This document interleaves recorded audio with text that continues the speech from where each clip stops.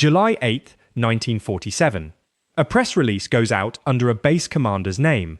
It says the Army has recovered a flying disc. 24 hours later, a general in Fort Worth says it was a weather balloon. Only one of those two statements was cleared by Washington. Which one? Look at the photograph first. A general kneeling on an office floor in Fort Worth, Texas, surrounded by torn foil and broken sticks of balsa wood. He's smiling for the cameras. Behind him, another officer holds up a twisted piece of rubber like it's supposed to mean something to you. This is supposed to be the moment the Roswell case closes, July 8, 1947. The United States Army has just announced, in a press release cleared by a base commander, that it recovered a flying disc. Now, hours later, a different general is telling reporters it was nothing, just a weather balloon. Here's the question that's kept this story alive for almost 80 years. Why did it take the US military two public statements, 24 hours apart, to explain a weather balloon? And why, 3 decades later, would the intelligence officer who first handled the debris say, on the record, that what he touched wasn't anything built on this earth? That contradiction, official retraction versus a witness who never fully recanted, is the entire Roswell case in miniature. Let's take it apart. Roswell isn't just a UFO story, it's a case study in what happens when a government tells the truth badly, and what people do with the silence that follows. For 31 years, almost nobody outside a small New Mexico ranching community thought about this event at all. Then it came roaring back, not because new debris surfaced, but because an old man gave an interview. What happened in between says as much about human memory, classification culture, and the Cold War as it does about anything that fell out of the sky. 2 federal investigations, in 1994 and 1997, would eventually try to explain the case using documents that had been secret for decades. Whether you find that explanation satisfying or not, the Roswell case is one of the most heavily documented UFO stories in American history, which makes it a rare chance to actually check the myth against the paper trail. Brazel worked a sheep ranch about 75 miles northwest of Roswell, near the town of Corona, New Mexico.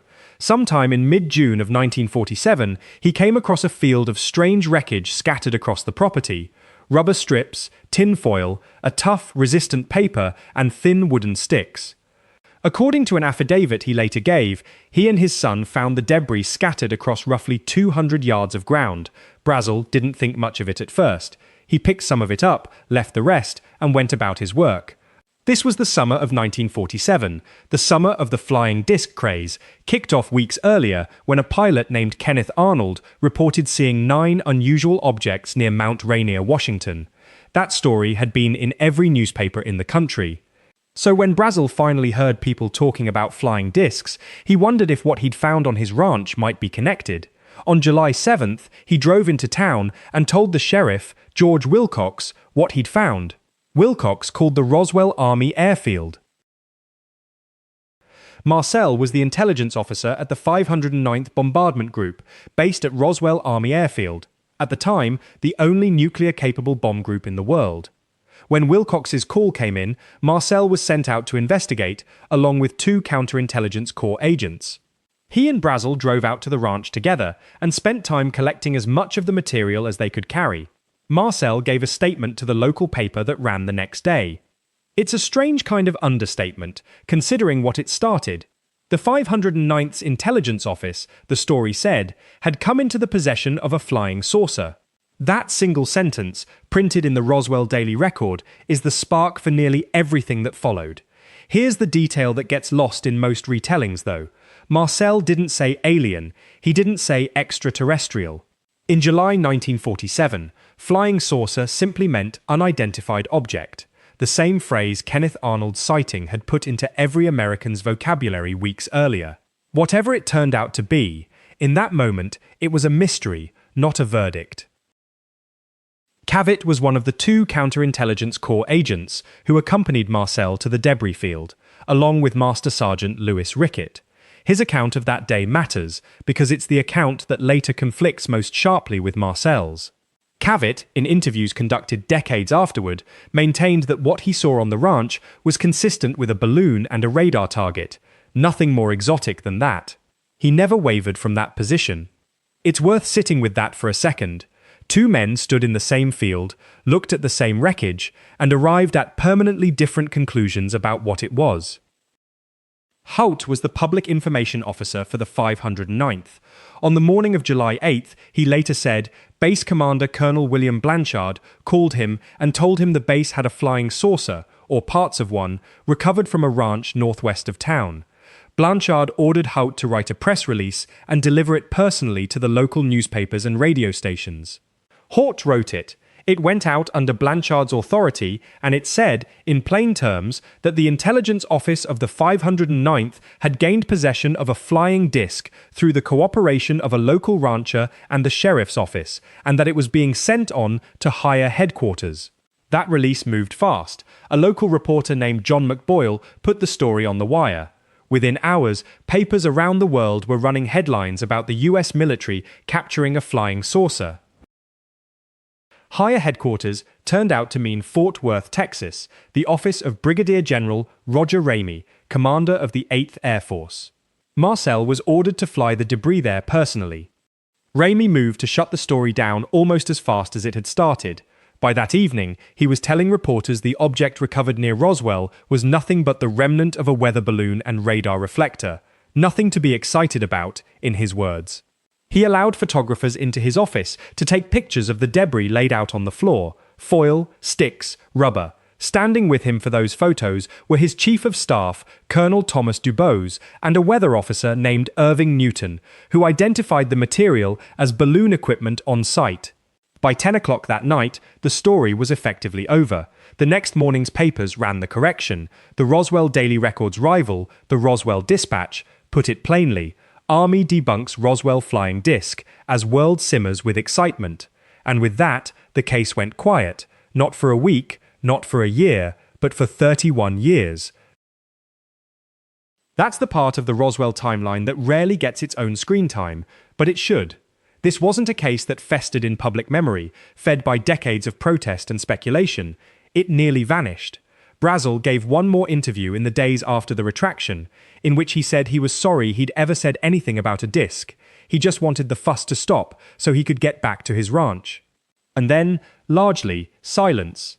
A man in New Mexico found some tinfoil and sticks in a sheep pasture, and it took the United States Army exactly 1 day to turn that into an international incident, and 1 more day to shut it back down.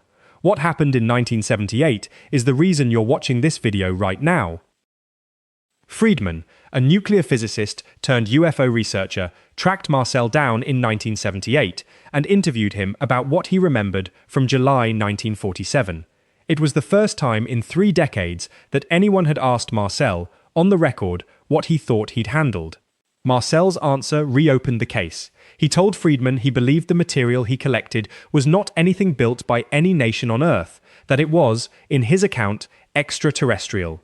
This was the same man who, in 1947, had told a local newspaper reporter about a flying saucer, using language that, at the time, meant nothing more specific than unidentified. 31 years later, he was using very different language, and he meant something very specific by it.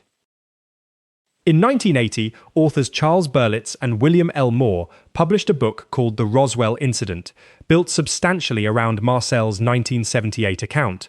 It's the book that took a regional news story from 1947 and turned it into the version of Roswell most people know today: crashed disc, cover-up, and, in later retellings that built on this foundation, recovered bodies. Roswell stopped being a one-day wire story and became a permanent fixture of American UFO culture. The city eventually opened a UFO museum. It still holds an annual festival. Everything up to this point could be told as a clean story. Cover-up in 1947, whistleblower in 1978, book in 1980, case reopened. But the record doesn't stay clean.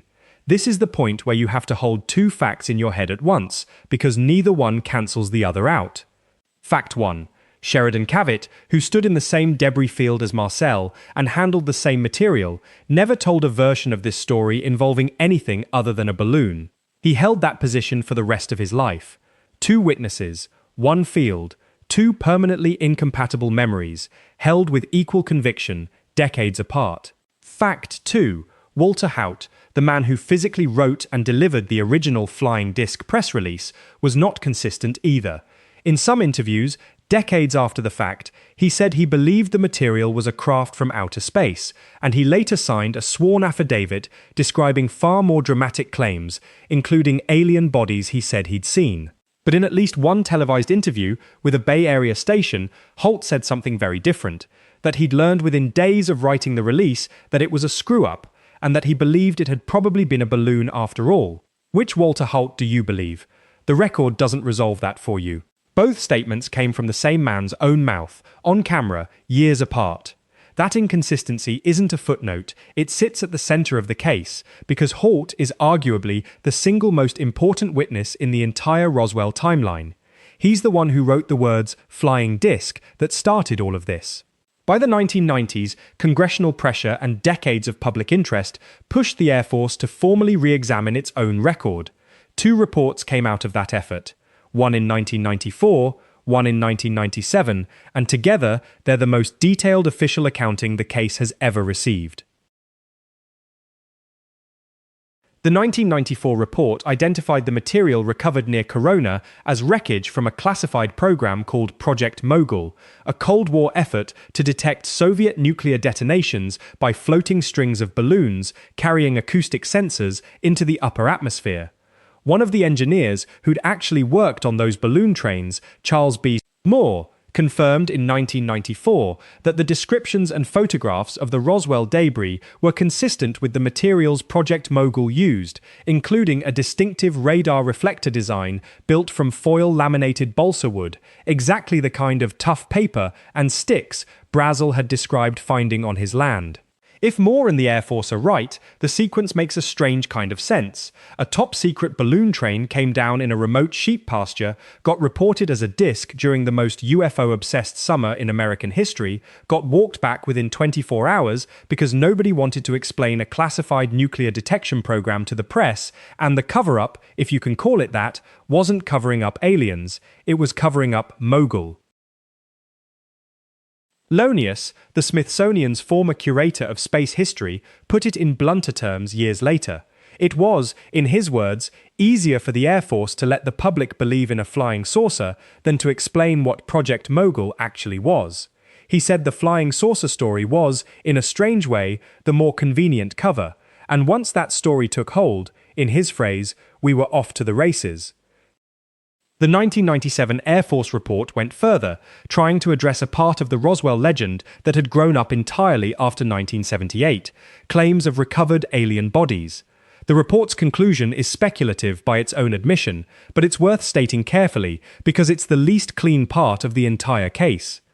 The report suggested that some later witness memories of bodies may have been the product of decades of overlapping recollection, conflating things that happened at different times. It pointed to anthropomorphic crash test dummies, dropped by parachute from high-altitude balloons over New Mexico in the 1950s as part of unrelated Air Force testing, and to a real, tragic 1956 plane crash in the same region that killed and injured airmen. The theory is that witnesses, recalling events across a span of years, folded these later unrelated incidents into their memories of 1947. To be clear about what this is and isn't, it is the Air Force's own explanatory theory, not a proven fact, and it has been criticized by researchers who point out that it asks witnesses to have badly misdated events by nearly a decade. But it is the official record's honest attempt to explain a part of the myth that Marcel, Cavett, and the original 1947 documents never mention at all. Nobody in July 1947, not Brazel, not Marcel, not Haut, not the newspapers, reported bodies. That detail entered the story decades later, through different witnesses entirely. If you strip away everything added after 1978 and ask what actually happened in July 1947, the best documented version is this. A rancher found genuinely unusual wreckage. Trained military intelligence personnel investigated it and, in the moment, described it using the era's ordinary term for anything unidentified in the sky. A base issued a hasty press release using dramatic language that a general retracted within a day, offering a mundane explanation that happened to protect a classified program.